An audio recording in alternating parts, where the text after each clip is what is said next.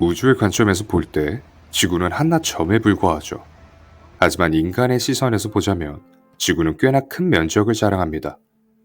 지구의 둘레는 대략 4만 킬로미터 정도 되는데 이렇게 넓은 땅에 다양한 생명이 살며 많은 수의 건물들이 존재하지만 실제로 지구의 육지 면적은 약 30%밖에 되지 않습니다. 나머지 70%가량은 바다 면적이죠. 바다는 어마어마하게 광활한 크기인 만큼 다양한 생물군들이 존재합니다. 지구에 존재하는 생물의 80%가량이 바다에 거주하고 있죠. 하지만 이것도 대략적인 추측일 뿐 아직 어느 누구도 정확히 알지는 못합니다. 아직까지 제대로 된 탐사는 이루어지지 않았고 심해에서는 계속해서 새로운 생물들이 발견되고 있죠. 현재 우리가 아는 바다 생물들은 전체 바다 생물의 1%밖에 되지 않습니다. 우리는 아직 바다에 대해서 우주만큼이나 모르고 있죠. 지구의 대기권은 여러 종류로 나뉘어져 있습니다. 지구의 기상현상이 일어나는 대륙권, 우리가 흔히 알듯이 비행기가 다니는 성층권, 그리고 중간권, 열권 등 대기권은 고도에 따라 층이 분류되어 있습니다. 지구의 대기권을 분류하듯이 바다도 수온이나 빛 혹은 깊이에 따라 다양한 층으로 분류됩니다. 이 중 조금 더 세세하게 분류되는 깊이에 따른 바다층 분류를 알아보도록 하죠.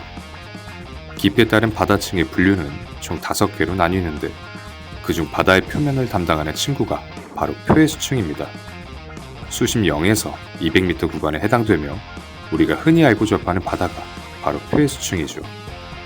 여러분이 여름철 물놀이를 하러 가는 바다나 스킨스쿠버를 즐길 때 해당되는 바다가 표해수층입니다. 수심이 깊지 않으며 햇빛의 투과율이 높아 수온이 높죠. 이곳은 조류가 광합성을 할 수 있을 정도로 광량이 충분한 해양 수층입니다. 때문에 이 구간은 유광층이라고도 불립니다. 우리가 흔히 아는 해양 생물들은 대부분 이곳에 거주하고 있죠. 200에서 1000m 구간은 중층 원양대입니다. 이 구간은 위층과 아래층의 광량이 많은 차이를 보이는 구간이죠. 광량이 유의미하게 줄어드는 수심부터 햇빛이 사실상 닿지 못하는 1000m 부근까지의 구간입니다. 때문에 이 구간을 위광층이라고도 부릅니다. 이 구간을 관통하는 빛은 존재하지만 광합성에는 충분하지 않기 때문에 식물성 플랑크톤이 살기에는 적합하지 않죠. 1차 생산자인 식물성 플랑크톤이 존재하지 않으며 수십 ATM의 수압을 견뎌야 하는 구간인 만큼 생물의 개체수가 표해수층에 비해 확 줄어들지만 여전히 유의미한 개체수의 보고가 있는 층입니다. 중층 원양대에서의 유의미한 개체수의 보고는 사실 표해수층과 중층 원양대를 오가는 동물들 덕분이기도 합니다. 낮에는 포식자를 피해 중층 원양대에 머물다 밤이 되면 표해수층으로 올라오게 되는 것이죠. 이게 바로 일주 수직 이동입니다. 보통 작은 해양 생물들이 이러한 활동 양상을 보여주죠. 예를 들면 작은 오징어나 물고기들이 여기에 해당됩니다. 1000m에서 4000m 구간은 점심 해수층이라고 불립니다. 이곳은 빛이 아예 통하지도 들지도 않는 무광층으로 분류되죠. 이 지점부터가 우리가 알고 있는 심해의 시작 지점입니다. 수온이 4도 밑으로는 절대 떨어지지 않으며 수압 100에서 400 ATM으로 어마어마한 압력을 자랑합니다. 400 ATM이면 온몸을 400대의 자동차가 짓누르는 수준의 압력이죠. 점심 해수층부터는 생물의 개체 밀도가 확 낮아지기 시작하며 위쪽의 층에서 떨어지는 유기물 찌꺼기를 받아먹는 친구들이 많기 때문에 포식자와 피식자의 관계성이 모호해지는 경계이기도 합니다. 산소가 적으며 광량이 위쪽의 다른 해수층보다 적기 때문에 굳이 많은 에너지를 소모해 사냥을 할 필요성이 적어지기 때문이죠. 점심층은 다른 해수층들보다 해양 탄소 순환에 큰 영향을 미치는 곳인데 다양한 생물들이 위쪽 해수층에서 떨어진 유기물 찌꺼기를 받아먹고 비영구적인 탄소 흡수원의 역할을 하며 탄소 사이클의 주요한 역할을 담당하고 있죠. 이렇게 흡수되는 탄소의 과정을 탄소 격리라고 부릅니다. 쉽게 설명하자면 표해수층에 거주하고 있는 1차 생산자 식물성 플랑크톤은 햇빛을 이용해 광합성을 하게 되는데 그로 인한 결과값으로 유기물을 합성하게 됩니다. 이렇게 생성된 유기물은 다른 생명체들에 의해 소비되는데 소비되고 남은 찌꺼기들은 점심층으로 점차 가라앉게 되죠. 추가로 위쪽의 해수층에서 떨어지는 다른 생명체들의 사체 또한 유기물에 포함되는데 이 모든 유기물 찌꺼기들이 점심 해수층에 거주하는 생물들의 먹이로 소비되게 됩니다. 이렇게 위쪽의 해수층으로부터 심해로 떨어지는 유기물들을 마린 스노우라고 부릅니다. 이때 유기물 찌꺼기에 남아있던 탄소들은 점심층에 거주하는 생물들의 몸속에 저장되며 격리되게 되죠. 이게 바로 탄소 격리입니다. 지구는 크게 지각, 멘틀, 그리고 핵으로 이루어져 있습니다. 멘틀 같은 경우 대류순환하다 보니 지각을 형성하거나 지각판이 서로 부딪히면서 다시 멘틀로 환원되기도 하죠. 조금 더 자세히 말하자면 해령에서 지각이 생성되고 해구에서 지각이 소멸됩니다. 해령에서 상승되려한 멘틀은 해양판을 형성하게 되는데 이 해양판이 바로 심해저 평원이죠. 심해저 평원에서는 지각 활동이 빈번하게 일어나는 해령과 평원이 직접 맞닿아 있는 구조다 보니 화산 활동이 굉장히 활발합니다. 바다의 해수층 분류를 얘기하다 왜 갑자기 심해저 평원 얘기를 하는지 의아하실 수도 있습니다.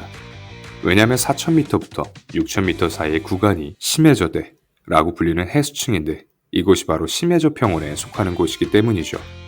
심해저대는 화산 활동이 활발하다는 특징 때문에 대부분의 생물군들이 이 해저화산에 밀집되어 있습니다.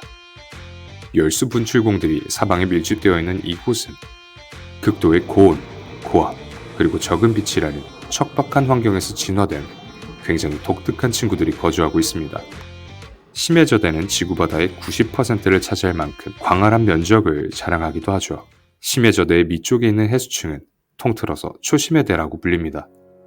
6,000m부터 그보다 더 깊은 곳은 모두 다 초심해대로 분류하죠.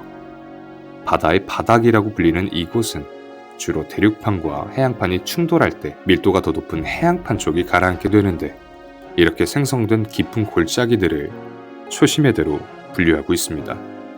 세상에서 제일 깊은 바다로 알려진 마리아나 해구 역시 초심해대에 속해 있죠. 평균 1, 2도의 낮은 수온과 어마어마한 수압이 지배하고 있는 이곳에도 살아있는 생물들이 있죠. 주로 해구로 이루어진 초심해대의 특성상 각각의 해구마다 고유종들이 존재합니다. 커스크일이라고 불리는 첨추과의 물고기는 8,370m 부근에서 발견되기도 했죠.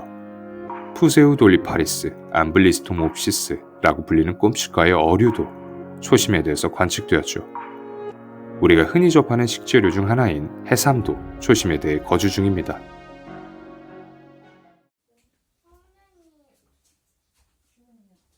초심해대는 아직까지 탐사하는데 많은 어려움을 겪고 있는 해수층입니다. 현재는 나사도 예산, 기술 부족, 정부의 선호도 문제에 따라 현재는 심해 탐사를 중단한 상태죠.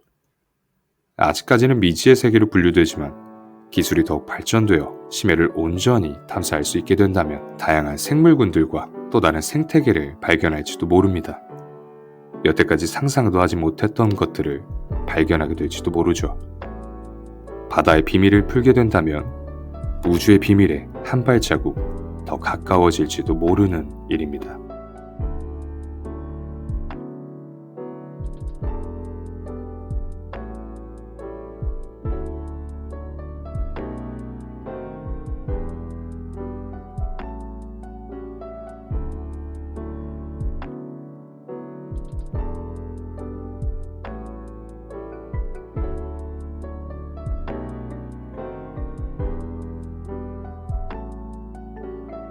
바다 좋아.